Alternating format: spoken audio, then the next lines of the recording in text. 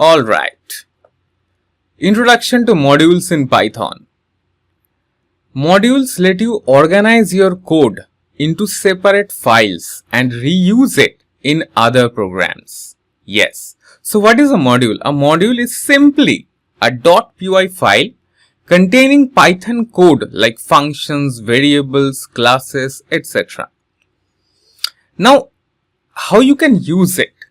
You can import these files. Yes. Say for example, import math. This is a built-in module in Python, math.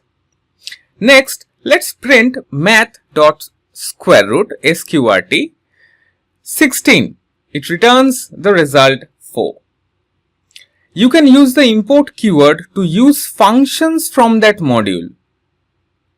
Alright, so here math is the module and sqrt is the function which is defined in math module. Now, you can even create your own module. Say you make a mymodule.py with definition def greet name print hello name using f-string. Now you can import and use it in another file. Now, as I have told you about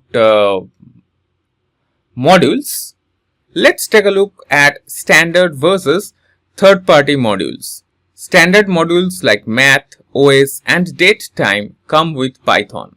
Now, third-party modules like pandas, numpy or requests can be installed using pip. So, that's it for this lecture where we discussed about modules, how you can use it, what are the types of modules. Now, in our next lecture, we are going to use modules. Yes, friend, we are going to take a look at from import, aliases and much more. Well, so that's it for this lecture. See you in our next lecture. Till then, have fun. Take care.